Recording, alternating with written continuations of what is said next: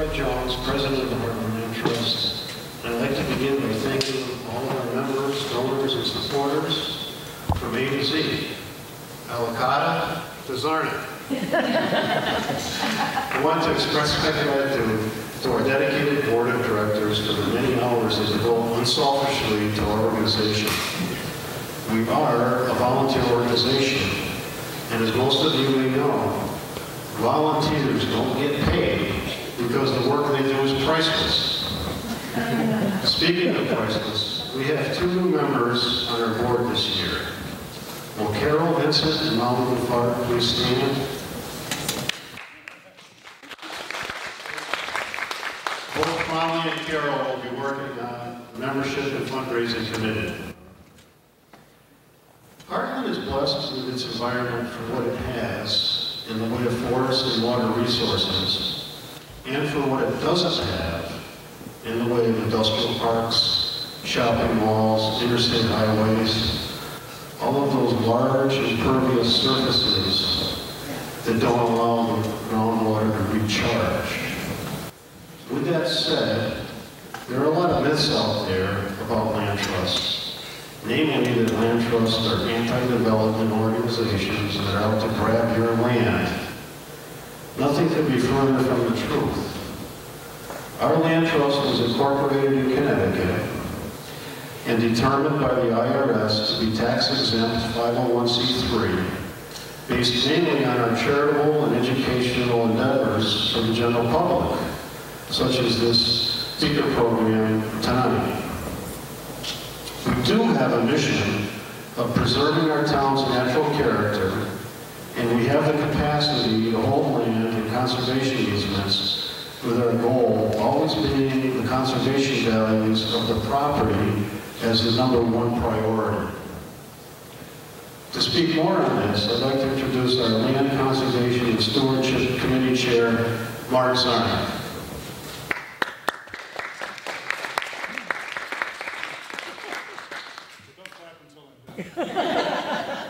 Let's see if you still want to. We need this. Well, thanks, Brett. Is this working? I guess so. I don't want to talk for very long, but I just want to pick up on what Fred had said here. We're fortunate in Hartland in that we've got all kinds of forest here. A lot of it's protected through all different agents. The state forest here, MDC has property here. There's 2 Audubon preserves, one in East Hartland and one in West. As Fred mentioned, we have a Basset Kelp Preserve over on the Mill Street in West Hartland, which was donated to us to preserve. But we have farmers and there's lots of landowners. And, you know, our philosophy here in the Land Trust is really that we're not looking to acquire land for the Land Trust, although, you know, we would accept that if that were the best option. But we really want to just be facilitators to help people do what they want to do to preserve things. And, you know, a lot of times, you know, landowners will want to protect the nature of their property for their future family generations or towns or what have you. And they don't really know where to go.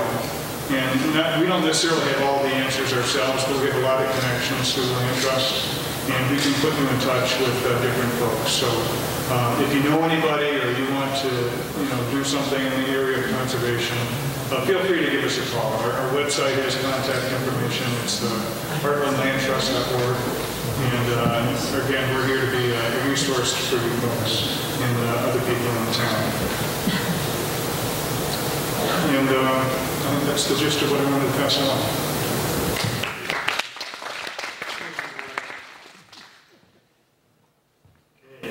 To introduce to you Alana Bordwick, our Outreach and Education Committee Chair. And she has a few words to explain, particularly those marine pieces of paper in your chairs. Outreach and Education includes Rebecca Huntley, where are you? Susan Pearson, and Fred Jones, and myself. And you know us from our work, our annual newsletter, the preservationists, our annual donations on the environment to the town library and the school library, our assistance in sampling schools, our guided hikes. Tomorrow there's going to be a guided hike. And what brings you here tonight? This is our 9th forum with the speakers since 2007. And in addition, we've had 16 presentations on our land and what lives here through our speaker series that we started in 2009. So if you have a topic you'd like us to present, let us know. Or if you would like to sponsor or co-sponsor a speaker's fee, let us know. We've been very fortunate to have generosity tonight with no fee, but that won't last forever. Finally, I'd like to call your attention to the green sheets on your chairs. One is a calendar of upcoming events, and the other one is a volunteer task request form. All of our committees, outreach and education, land conservation and stewardship, membership and fundraising, we could all use your help. So take a look at the list, check one off according to your interests or skills, and then return it to us tonight. Thank you for being here. Thank you, Lon. I'd like to finally introduce Lori Wood, our Membership and Fundraising Committee Chair, who will inform us about the door prizes and some of the articles on the table, and call your attention to the calendar project to my left. You just did it all before. It's nice to see all of you here tonight. Thank you for coming. Yes, I'm the chair of the Membership and Fundraising Committee, and it's nice to see so many of our members here tonight. Thank you. We're always looking to increase our membership and hoping that you'll renew again for this year. In your newsletter, there was a renewal notice, and if you didn't have that, we have some at the table as well. We have a couple of door prizes tonight. A bluebird house made in West Hartland, and a blueberry bush, and a couple of other plants over there. So please take a look, and we would appreciate your support. And from our very successful 2015 calendar, we have some of the photos that were submitted. We had a very difficult choice when that came in. If you just take a look at it, we have wonderful subject matter, but we have a lot of very talented photographers in town. So please take a look later. And then join us for refreshments after. Thank you. Also, call to your attention, we do have, in October, we have our annual fundraiser at Flatbirds Beach in Camp, where we can have refreshments there that we can't have here. Okay. Tomorrow is Connecticut Forest Park Hike Day. Steve and Pat Emmons will be leading a hike on the northern loop of the Tunsis Trail at Hurricane Brook. We will meet across from the Wilderness School at 9 a.m. At this time, I would like Steve and Pam to step forward and receive a certificate of appreciation from our land trust. I noticed they're not here this evening, but I made them up for them to recognize their volunteerism toward our organization. We also did the hike last year at Falls Brook Trail. The next person, excuse me, we'll back up a second. I have some sad news, and I just found out about it this evening. 10 years ago, just about 10 years ago, there was a 10-year plan of conservation development committee that started in our town. This is something that's mandated by the state. It's done by every town. And on that committee was a gentleman who was a dedicated teacher, a math teacher, and was also a dedicated citizen to our town. Unfortunately, I heard that Wednesday evening he passed away. His name was Joe Kane.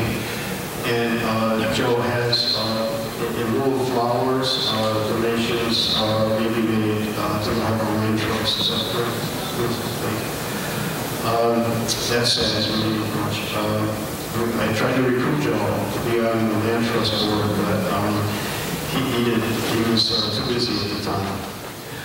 The next person I want to recognize is also not here this evening, and I was hoping her husband would be here too to accept her award.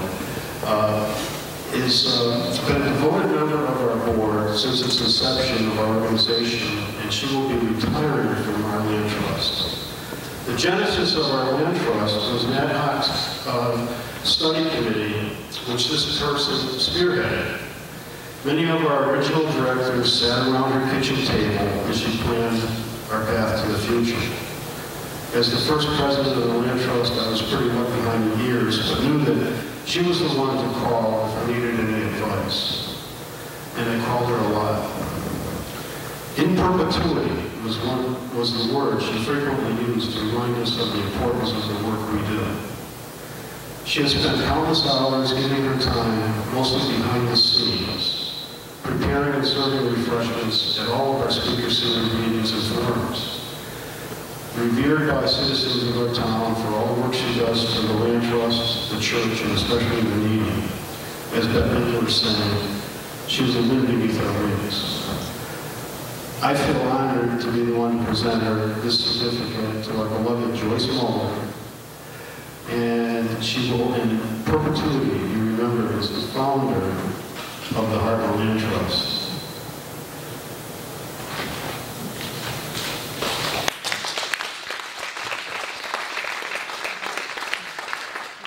The guest speaker this evening comes to us from Newport, Rhode Island, where she's a board member of the Newport Tree Society and past member of the Newport Tree Commission. I just found out this evening, she told me she's also a member of her local land trust. She's been gardening professionally for 24 years and photographing the insect world for 8. Please give a warm welcome to Pam Gilbert.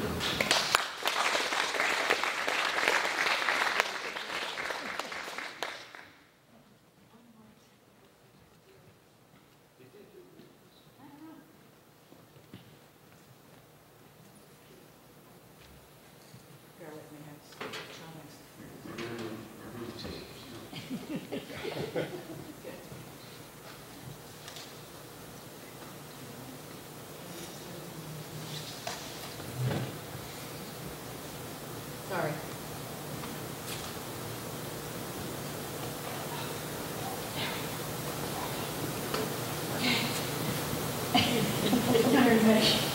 Well, thanks for having me, and thank you all for coming. Let's see if we need this. I will talk for you, but I don't know the Latin names of those flowers. Well, there's no Latin tonight. I don't know the Latin of the book. So this is a little show. Can you hear me all right? Yes. About insects that I have encountered on my jobs, mostly one job.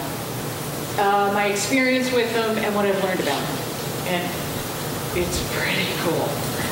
So I think one of the reasons I see so many different insects is because on this particular property, there's a lot of biodiversity. There's a lot of flowering trees and shrubs and annuals, perennials for a long period of time, starting maybe the end of February, beginning of March, through to frost, which is the end of November. So lots of flowers and lots of different kinds. But primarily, I think it's because I don't spray anything. I don't use any chemicals, pesticides, insecticides, herbicides. I don't use anything.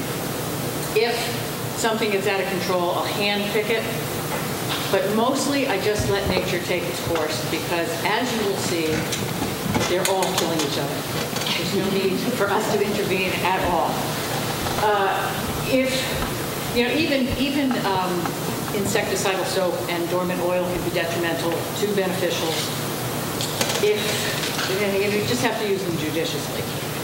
If you have to spray it all, it's best to do it in the early morning, preferably on a cloudy, calm day. And don't spray the flowers because that could kill the bees. And the bees are in big trouble, not only from colony collapse and loss of habitat, but from the gross overuse of pesticides. So oftentimes the blast of a hose will take care of what might be bugging them.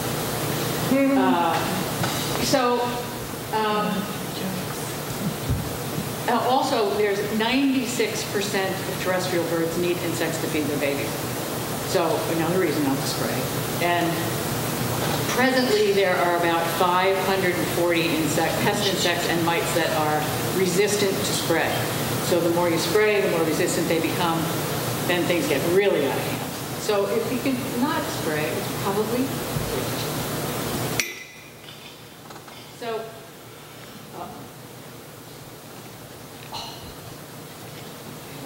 So this is the published title of this talk, but this is really the real.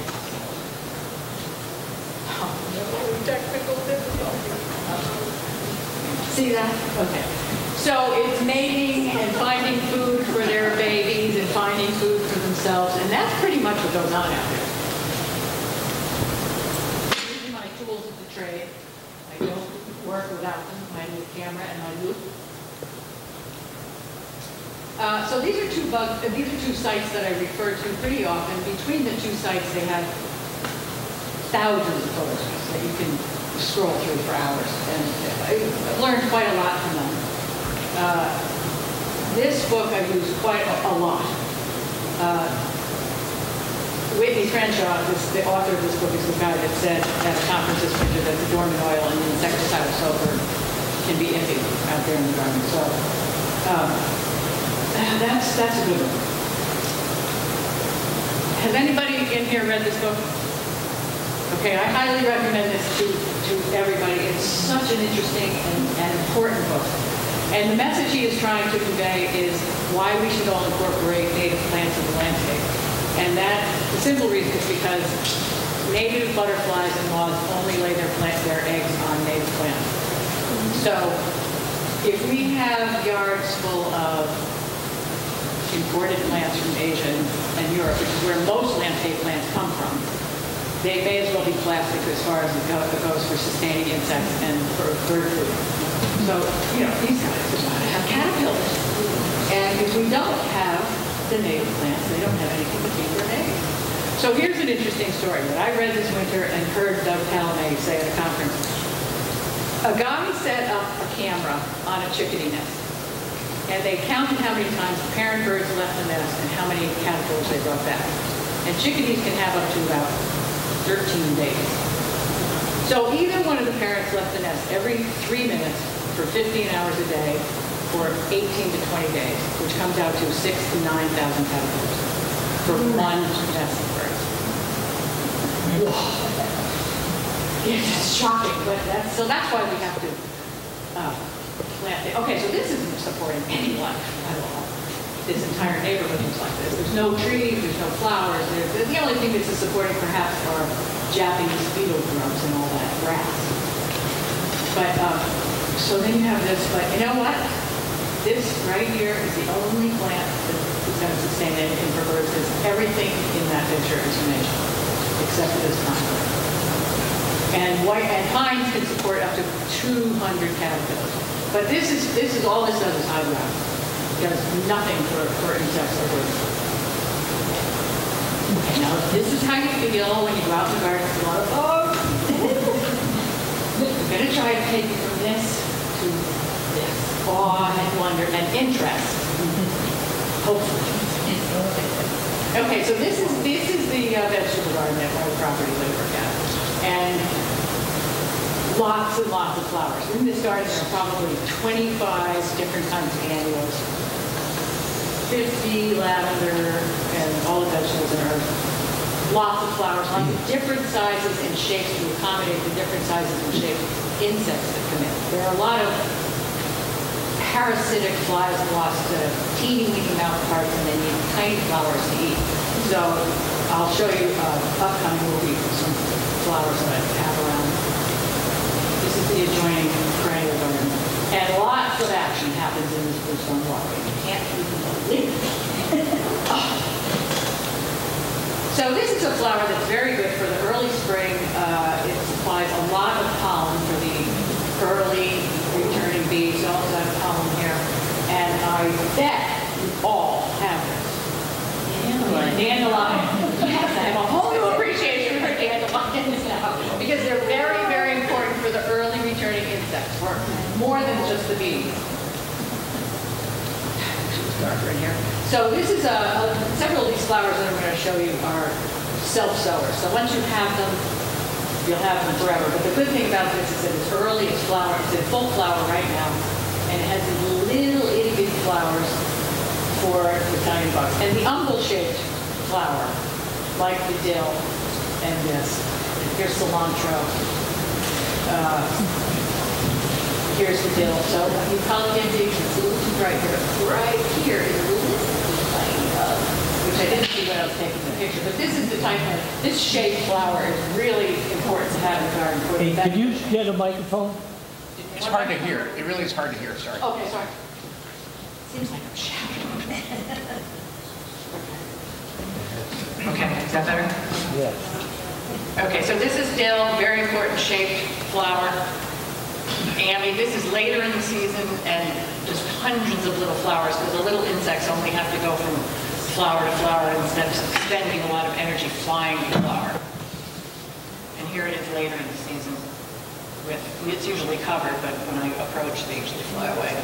That is Ammy biznaga, a self-sower. It's coming up all over the place now. It's, and here it is with butterfly weed and some marigolds. This is maybe one plant, this Ammy, and this is when it's going to seed. So this was at a friend of mine's flower farm. She probably had a row, 40-foot row of this, and every single flower was completely covered in bees and wasps. And so I just want you to know that I'm about 3 inches from every photograph you're going to see tonight. And they could care less about me. They are not interested in me at all. They want food.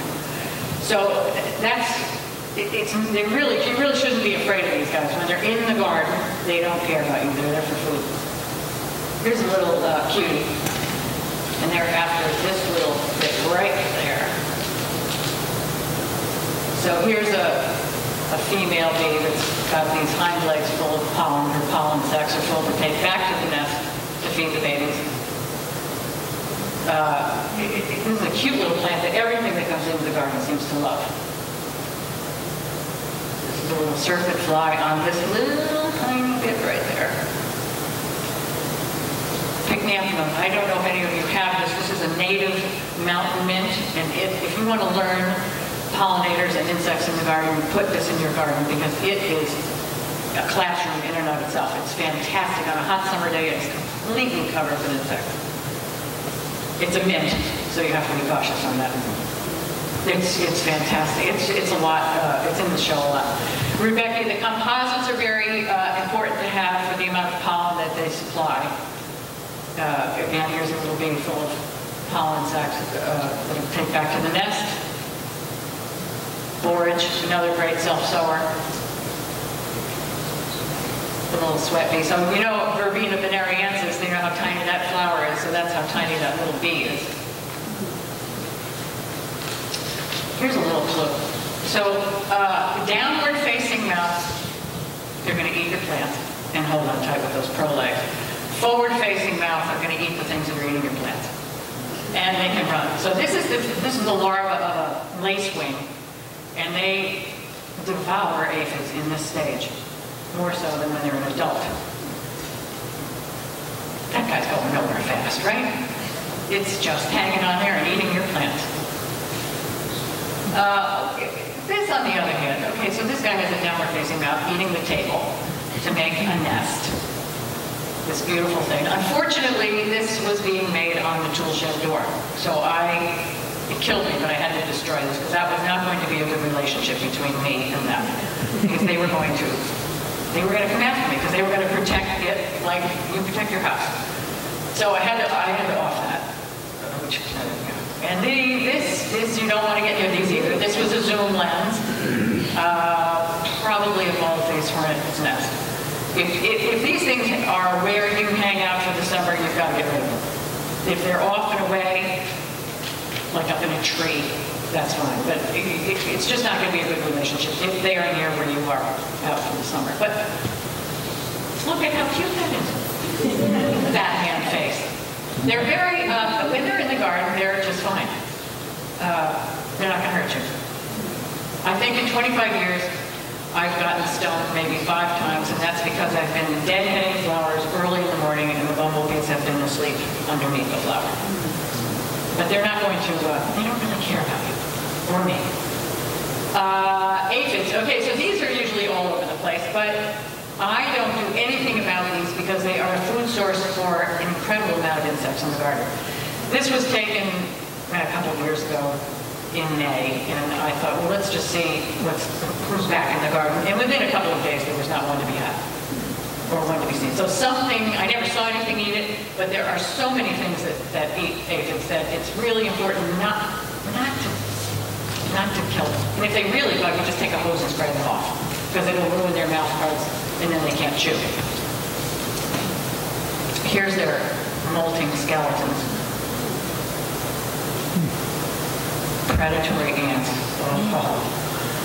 So this is all on the bluestone walkway.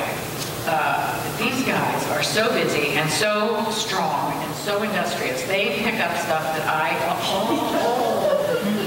never see. They'll take down just about anything.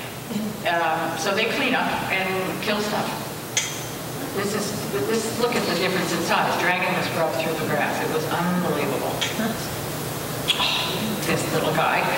So you can see how big this guy is, or how small in comparison to the hair on my fingers. The very tiny, almost looks like a speck of dirt. They're usually on flowers. They hang out on the flower to snag just about when anything comes along. So it's got a forward-facing mouth and that little claw, and it'll just eat stuff. Grubs. Here, this does the same thing. They hang out on the flowers and eat larvae on my arm. So here's what happens with it. So the moths and the butterflies come into the garden and they lay their eggs on the leaf. And then they go through 4 or 5 different changes called instars. And then they pupate, either as a chrysalis or in the pupal stage under the soil, and then come out as an adult. So I have a little series here. So this is all the same caterpillar. That they go through changes. And then you've seen 4 different things, but it's all the same thing, and it's going to turn into that. Yeah. So it's beautiful. These, on the other hand, not so great. If any of you ever plant seedlings and you find them flat on the ground after putting them in, this is the culprit. So they hang out just below the soil and wait for you to leave, and then they cut your plants off. Just like that. Yep. So if you rub around the soil before you put them in, or put cupworm collars around your plants. Little collars, you can use yogurt cups or a stick or a toilet paper roll, anything to keep them away from the stem of the plant. So I came across these 2 guys last year as I was planting some stuff, and I thought, I want to watch them develop. So I put them in a jar with some dirt, and overnight, this went into the pupa stage. So I took the jar to work and watched, so I didn't want to miss the other one doing it, and lo and behold, it did. It just sloughs off that worm skin and turns into the pupa. It takes about 3 hours for it to go gold to the copper color. And then in a month, they turn into the moths. Yeah. Oh, look at that. So this was on a Virginia creeper, which is a native vine. Beautiful thing. And look at that. It has this eye thing on the top to scare off predators. So beautiful. Yeah. And that's what it goes into. So that's the same pupa as the cutworm. So now every time I come across these, I'm going to save them to see what it turns into. A little jar of soil. A little bee that's in my finger. Now they're a bumblebee with heavy pollen sacs. Okay, we all heard about these guys. So for these, I keep little jars of soap and water tucked around the plants in the garden so that when you come across that little pile of them, you can just tap them in and swish them around and they're goners. Cousin Oriental beetle. Now, does anybody's daisy liver look like mine? Yeah, and you never see anything on it, so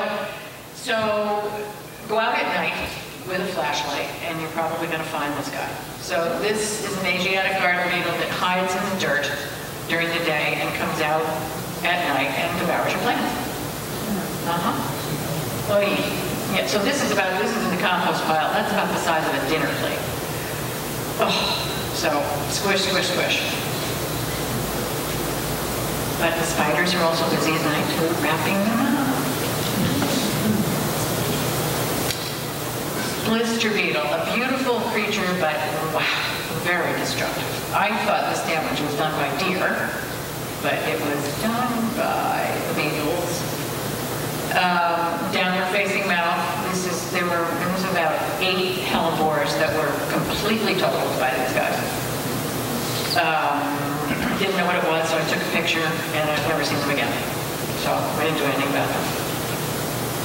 But they're really beautiful.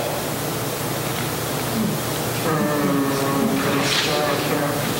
So these guys come out of the soil and climb a tree and turn into a cicada. Yeah, pretty crazy. Yeah, they're very cool. And so this is not the one that comes out every 17 years. This is the yearly one. So I saw this little donut hole in the courtyard where I work, and I did not know what it belonged to until I saw the cicada killer taking a cicada into the hole. So this is a really big, scary-looking wasp that is not to be feared because they just want to eat cicadas. So they'll take the cicada into the hole and lay an egg on it, and when the egg hatches, it'll eat the cicada. That's what, and most most bees and wasps are ground dwelling, and that's what they do. They make a chamber underground, they bring some food in, lay an egg, and it's paralyzed so that it stays alive for the egg, the larva to eat when it hatches. So it's pretty big, but don't be afraid of them. Anybody that's grown potatoes probably knows this. Wireworm. It's not a worm at all, actually. It's a larva. It'll turn into that, and it'll turn into a click beetle, which at this stage, they just eat decaying matter. When they're in the wireworm stage, they're terrible for root crops, particularly potatoes. So I just heap those over the wall for the birds to eat. Okay, so one day I drove into work, and a yellow twig dog who was completely covered with, at the time, this mystery caterpillar. So I took it and I took a picture, and I completely forgot about it. Went back to my car a little while later to get a tool, and they were all gone. So I think the birds probably ate them. But if you were to think, oh God, I've got to get the caterpillar spray out and kill these guys, it would do absolutely no good because this is not going to turn into a moth or a butterfly. It's going to turn into a fly. So that's another reason why, if you're going to spray, identification is key. Caterpillar spray would do nothing for this thing. It would just make it wet. Little crab spiders, these little cuties. So these guys are pretty active during the day. They don't make webs. They just hang out in the flower and wait for something to come along. And it's usually the bees, and the bees get hammered by so many things out in the garden, you can't believe it. Forget the pesticides, everybody's eating the bees. Okay, so this I took today. Here's one of those guys right there, just waiting for something to come along to eat. It's totally camouflage, yeah. And they can, well, here, it looks like, there you go. But so what they can do is change color if they feel like they're too conspicuous. Yeah. Crane fly, European crane fly. This to me looks like something out of a Tim Burton movie. They're so cool looking. And there's that mountain again. Okay, here we have a little love on the lavender. It's a little friendship. And some daddy. So who knew the daddy long leg would take down a paper wasp? So this is a tiny, tiny fly, long-legged fly, very cool looking, very small, and this is purely for scale. So here's a fruit fly, and here's that fly eating that other fly on my hand. Fortunately, it was my left hand, so I could grab my camera. But this is just to show you that even the teeniest things are eating the smaller things. It's just wonderful. Okay, no one knows what those are. Do you know about this? This is stuff that you can spray on your clothing, not on yourself. I'll get it through Amazon.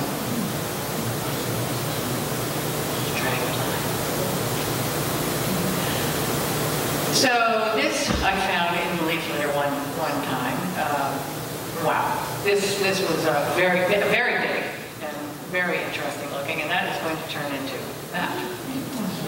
Yeah, those are both figured out by Google. You know, they're so distinctive that large, spiny black and red caterpillar full of a cane. Grasshopper, there's more action happening on the bluestone walkway. So this is the female laying her eggs. And there's her little nymph. So they're born without wings. So the nymphs look exactly like the adult. The larvae go through all those stages and don't look anything like the adult. That's why it's hard with the larva to figure out what you're looking at. So there's another bee getting chowed down on. And, well, here it is getting chowed down upon. This grasshopper was getting eaten like an ear of corn.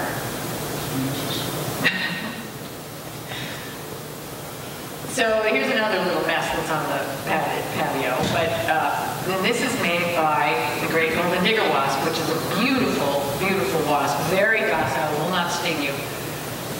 Makes a little bit of a mess, but what she does is goes in the ground and makes a chamber. We'll go off and get a tree cricket or a katydid and bring it in, lay an egg, fill in the hole, and that's that. That's all she does. Confused? The heck out of the cat. And this one, I think, was going to be a problem. This was a gigantic katydid. Great wasp, very, very harmless. Just gets a drink of pollen or nectar and takes off. Larva of a ground beetle, forward-facing mouth, good guy. Will turn into that. And so they eat grubs and snails and weevils and all sorts of things, but they're mostly active at night. So, you know, if you overturn a log or a rock, you'll often see these scurrying away. Very good to have. Oh, well, this was a big, juicy larva of a June bug that a friend of mine happened to save for me. So we all know that's going to turn into that. And this, they're probably coming out any day now.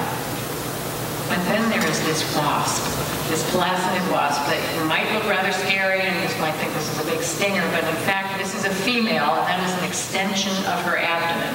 And at the end of that is what's called an ovipositor. So somehow she flies around and finds that June bug larva in soil or a pile of mulch or whatever. She'll stick the ovipositor into the grub and the eggs will hatch and they'll eat it from the inside out. No more grub. Master of disguise. There we go. Yeah, eating your plants. Downward-facing mouth. But if you happen to see one with these little bits of what look like rice on the back, that is the result of a brood-coated wasp. So the wasp has laid her eggs under the skin of the caterpillar, and they've eaten their way out. And then when they come out, they leave these cocoons, and they stay in there until they are ready to emerge as an adult. So if you see one of these, this is just leave it alone, because the caterpillar is as good as dead, and that's full of very, very beneficial wasps that are very tiny.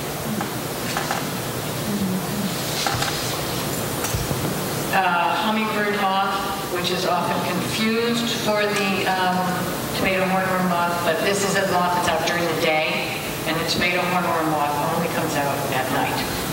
And that's what it looks like. It's really big, and this happened to be dead. Someone gave this to me too. But so those two shouldn't be confused, and this you only see at night if you're out there. House centipede, very handy to have. So these guys are born with 8 legs, and they molt till they have 30. And what I read was that if you have these in your house, consider it like having your own private exterminator. So they will eat any bug that's hanging around your house. Yeah, look how cute that is. This always threw me for a loop. I could never figure out what was doing that until I found this little leaf cutter bee. She takes little bits of the leaf and brings it into the hole and lines the hole, the chamber with the leaf, and then that's where she lays her eggs. Another ground-dwelling bee. Cute little thing. Just, yeah. So this was a little mystery a couple of summers ago. I saw this, what looked like a blemish on this marigold petal, but it turns out it's a little looper. And they take bits of the flower and they weave it on themselves so they hide from predators. And they were all over the place and it was hysterical. Their flowers were an absolute mess. But it was really interesting to see how they decorated themselves. Yeah, it was pretty amazing. And I think this little bee just couldn't figure out what it was looking at here. And that is the moth that lays the eggs to make the looper. Little katydid nymph will turn into this. Very beautiful. Don't do much of damage, I just leave them alone. Lacewing eggs. So these look like they're just floating in air, but these are very important in the garden. Here's the larva. At this stage, eats lots and lots of aphids, and that will turn into that. They really, if you have nasturtium, well, nasturtiums are kind of good to plant as an aphid trap, so they're often found in the nasturtiums. Yeah. And here it is eating some aphids off a red mustard. So this I saw, this was in my backyard on an old praying mantis egg sac, these little itty-bitty dots of orange that hatched to this. Also in the larval stage, also an aphid devourer. And there's going into the pupa stage, and then it'll turn into that. So if you see something running around that looks like a little alligator, it's a good thing. Or aphids. So this is probably on a milkweed. These oleander aphids like the milkweed a lot. And see this here? So that if it gets too crowded, they can just develop wings and fly away. So the interesting thing about aphids is that they give birth to live young, and the young can be pregnant. And there's no male needed. So that's why the colony of aphids just explodes so fast. But something like those. Anybody have these? Yeah. Maybe if you squish, they are bad. Yeah, they'll devour, they'll just completely, but you also have to look for their larvae underneath the leaves and the eggs. Yeah. This is just a nice moth that visits the garden that got offed by the jumping spider. This is another active daytime spider that will take down just about anything. They're so cute. I had a lot of these in the garden a couple of years ago. A lot. And then I found this caterpillar and I thought, what? Decided to check out what the caterpillar was from the American Lady, and that's what it was. And they particularly like these this little Antinaria pussy toes. So those are full of fun, and that's what it'll turn into. Praying mantis egg sac. Those are very cool. And so if you see this, it looks like sawdust coming out. You know they're ready to hatch. And in there can be up to 100 eggs. But they certainly don't all survive. They eat each other. Birds eat them. Spiders eat them. This I found the other day. It had been ripped off a shrub by a bird, I'm assuming, and I thought, well, there's no way there's not anything coming out of that. I looked at it closely, couldn't see anything, and then all of a sudden, this little creature started coming out of it. Yeah, 2 of them actually came out. It looked like a little shrimp, and they're so cute. So when they're born, they also don't have wings. And they will go through changes in molt and get very large and have wings.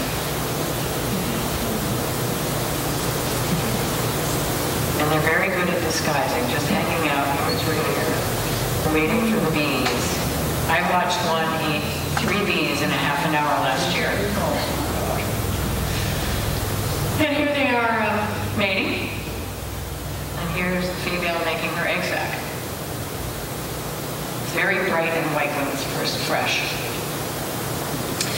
So here's a monarch on a butterfly weed. And when I took this picture, I did not see this little egg right here. So I plant a lot of butterfly weed just for the monarchs because they are in really big trouble. And they only will lay their eggs on milkweed, Asclepias, and that's all the caterpillar will eat. So if there's no more milkweed, which could in fact happen, maybe not in our lifetime, but in the next generation, these guys may disappear because their habitat, it's something like 90% of their habitat has disappeared in the last 20 years. So if we could all plant, we and our neighbors and our friends plant milkweed, we might be able to help these guys out. The farmers are mowing, they're using herbicides, they're killing all the patches of milkweed. So they don't have any place to lay their eggs. So this is the caterpillar eating the Asclepias. And then it went into this chrysalis form, which was just beautiful, like gold and jade. And then look at that. So this is a fly larva. And then it will pupate into that. And then it will become a robber fly. And these are pretty much an indiscriminate eater. They'll hang out on a leaf on a hot sunny day and snag whatever might come along, including cousin Louie. Okay, all right, this is a this is a tiny thing. This probably is about the size of the head of a pin. And they eat ants. Yeah, we should get some of these. Ant eggs and soft-bodied insects in the soil. This, I did not know what it was, but I figured it wasn't so good given the looks of that leaf. So I took all the leaves off that were bad and sent the picture down to the local extension service and was told that this is what it was. There's really not much you can do about it. A strong spray of the hose will dislodge them off the plant, and that will solve the problem because they can't climb. So if you knock them off the plant, we won't do any more damage to the plant. And I just took all the affected leaves off and it leafed right out. That's what it looks like. And this too, so this is going to turn into a fly. So caterpillar spray will do no good. Little rogue beetle, they eat decaying matter, good at controlling ants. Flies. Defensive mode when you take their picture too much. Pearly slug eggs and snail eggs, little teeny weenies. We have a lot of these. Deb, I put this in just for you. But this ground beetle loves to eat snails and slugs and soft-bodied creatures in the soil. So these guys, forward-facing mouth, good to have. Sow bugs, everybody gets sow bugs. But then there's this wonderful sow bug killer spider. So why kill them? Here's our little jumping spider right here. So they have 8 eggs, a little hard to sneak up on them. But they have this little face to hide off predators. Eating a larva of sorts. There's that, taking down a hoverfly. Okay, squash bugs. These can be a problem. I think if you have squash, you just have to do due diligence to check under the leaves regularly to see if you come across these eggs and scrape them off. Because once they hatch, you've got a billion little nymphs. And we can put them into soapy water. Yeah. And then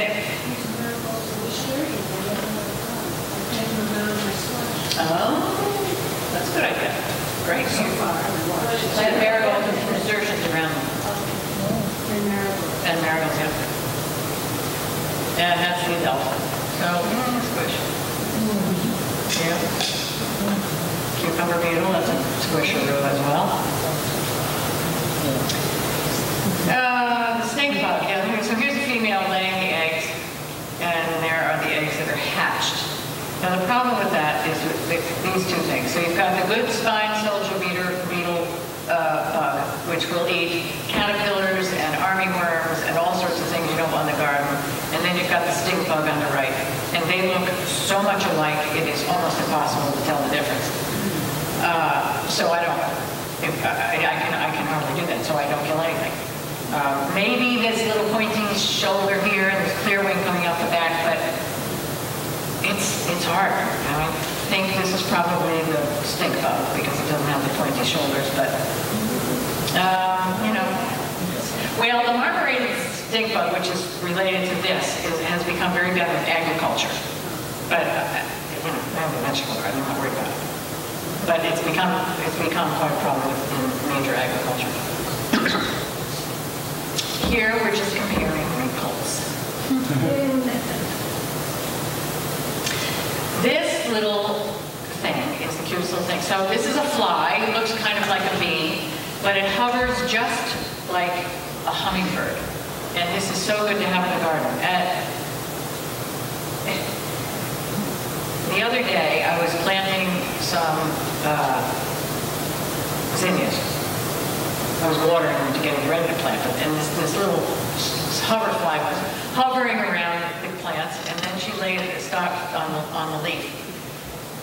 And lo and behold, I turned the leaves over, and they were covered with aphids. So she's the one that told me that the aphids were there. So I marked the plant and kept watching, and there are her little larvae right there. And they're eating these aphids. Horrible. So this is where the insecticidal soap could be a problem. If you were seeing these aphids and you sprayed that, you'd be killing the hoverfly larvae. So that's where you kind of have to stop and think before you spray. You guys probably all have these in your house, right? It's actually a leaf-footed bug in the stink bug family, but they don't really do anything bad around here. We just put them outside if we find them. Tachinid fly, this is a parasitic fly. The female will lay her eggs on the leaf that a grasshopper or a caterpillar is eating, and then they'll eat her eggs, and the eggs will eat them from the inside out. And interestingly, what they do is they eat around all the vital organs, and then they eat the vital organs when they're ready to come out. Fantastic. Thread-waisted wasps. These wasps eat the caterpillar. They don't eat the caterpillars themselves. These are for their larvae to eat. And wasps are probably one of the most important things you can have in the garden because they prey upon most pest insects. So, and they're very, very benign. They're there to get some food and to visit with you. There's that mountain man again.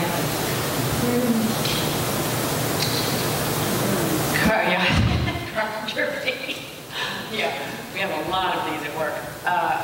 So they make the holes in the house. And this is the larva, and the mother bee takes the larva, a big wad of pollen, and puts it in the hole for the larva to eat while it's developing. But there's this tiger bee fly who can take care of that for you. So the female will lay her eggs at the opening of the hole, and when they hatch, they will go in the hole and eat the bee larva. Will they just come? Yeah, they said they find it. They just, yeah, I know. It's like that wasp finding the June bug larva. Or you want to hope that she lays her eggs before that spider takes her down. Or you can wait till the flicker comes and puts more holes in your house and takes the bees out. That happened this winter. Wait. More wasps taking away the larvae. This is a very non-aggressive wasp. And they eat a lot of things that you don't want, the caterpillars and larvae that are going to eat your garden. You can't really see this very well. This is the mountain mint, and on this one spray of that plant are probably 9 different things. This is on a sunny, hot day, and it's fantastic. So, to wrap it up, biodiversity, have lots and lots of different flowers, lots of different sizes. Be sure you plant some duckweed. Don't spray. And if you have to spray, identify it first. And really just love it all. Ta-da.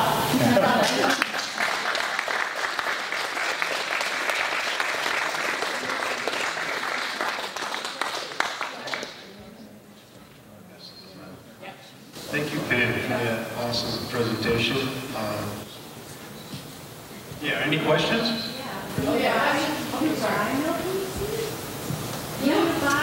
Well, I grow the annual one, and then I planted some perennial ones, and we have a big stand of the native one on the property, so I just see them like driving around. You might be able to, but I was actually reading something recently that says it's getting more difficult to find it because it's being destroyed. So if you know anybody that has it, it's sleepy. Yeah. Doesn't it spread quickly? Because we have it shooting up all over the place, and I want to get rid of it. I want to get rid of it. Well, share it. No, I would say share it. Remove it. Yeah. But we can have any, Give it to your friend. tell you now if it's the right thing, but it's not. I know it is. Yeah, well, if you examine it, you might find a lot of evidence. You need a spring repellent, Grant. On the bottom. Well, they have it, that's what it's There's a field there. Caterpillar. Now I have it sprayed out. Yeah, this stand that we have, but it's up in a pasture, so it doesn't matter, but it's, we really need to help the butterflies, because they are, bees are big trouble. No. And also, don't confuse butterfly bush with butterfly weed, because the butterfly bush is buddleia, and all that does is supply nectar for the adult. It does nothing to sustain the life of the butterfly, because it's not a host plant for the caterpillar.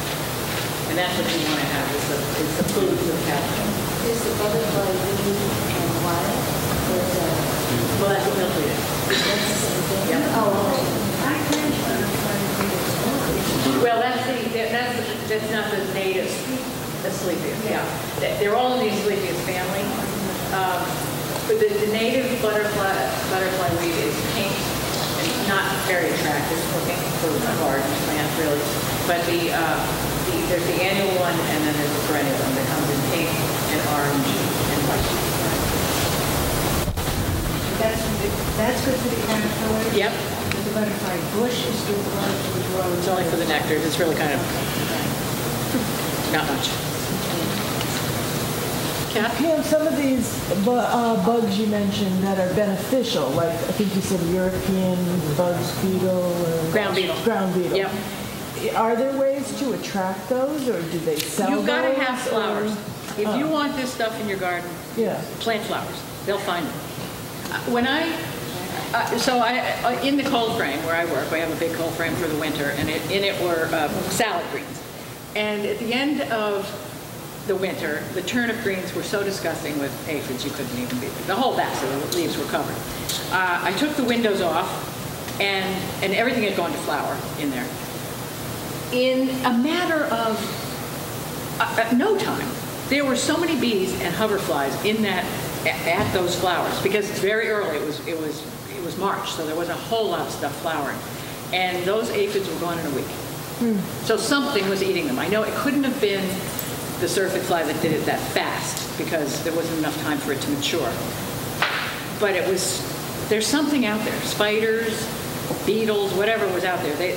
You didn't even have to wash it. So if you can avoid killing the aphids, actually if you can avoid killing almost everything, something will eat it. If we don't get in the way, there'll be perhaps more of a balance. I think that the poisons and the chemicals and all the sprays that people are using are, you're kind of messing things up. What kind of camera are you using? Little pocket piece. That little one in the front? Sure. See if I can get it back. It's a little Canon power shot. It's always on macro. It's always on macro because I'm this far from everything.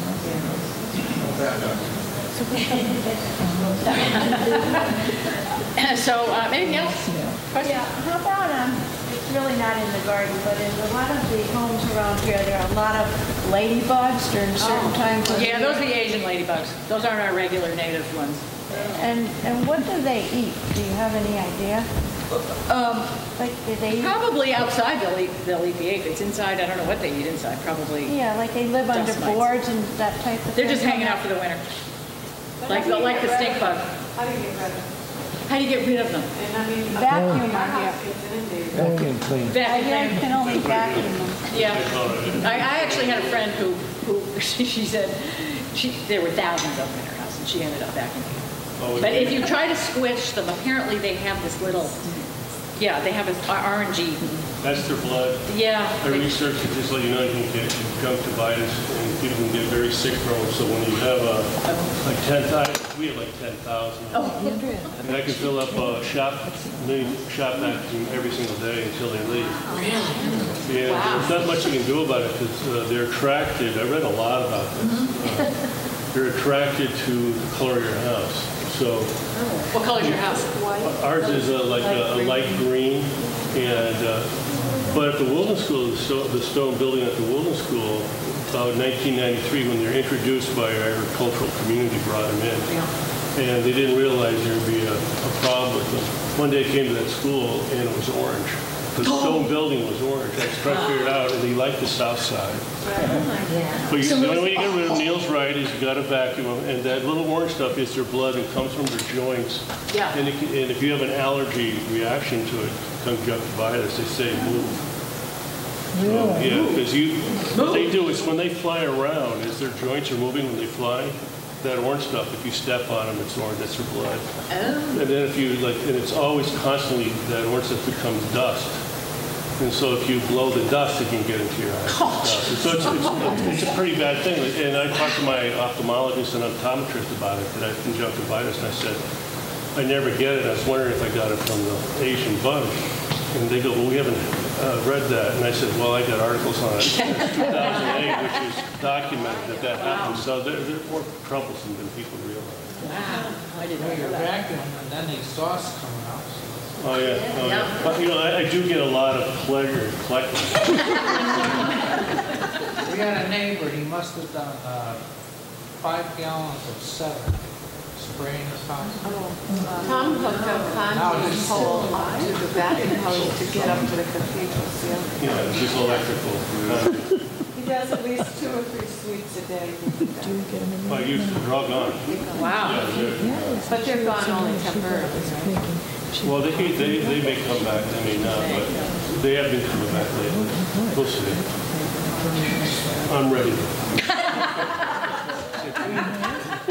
I have a question. We have June bugs that are Japanese beetles that have been fitted into our Rose of Sharon. Oh, yeah. And what is it that I can put on the lawn? Well, there is milky spore, but it takes a couple of years. What you have to do is maybe attract more insects into your yard that'll eat the grubs. Okay. Well, skunks. Skunks will eat the grubs. If you find little holes in your lawn, that's usually skunks. I'm finding little holes. but I Little don't see any- digs. Skunks usually come out at night. Okay. Are they ruining your croquet court? Not that bad. But I do the soapy thing, like you said. Yeah. Hand Hours pick. upon hours. Hand pick. Yeah. The grubs kill the Yeah. ladybugs? I don't put those traps up because that just brings them from everywhere. It didn't work so well. I tried that. That's a little. Vacuum cleaner, early in the morning. Just make it a little chore every day. Yeah, Japanese food. Do it every day. Yeah. Twice a day. Yeah. Just That's what I was doing with the Asian beetle at night. I'd sit out front with my book light and read. Occasionally get up and squish them.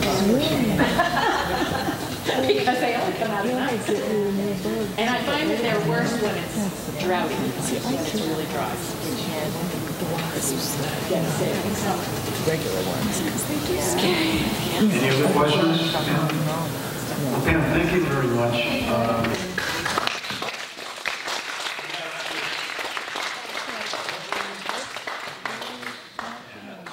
If you don't like the color, you can swap it out. And a certificate of appreciation. It's probably have the longest community guest speaker we've had so far. My pleasure. And that about concludes the program, but we are going to have the drawing. Dismantle mine. Last chance, if anyone wants to do it. Yeah. Good.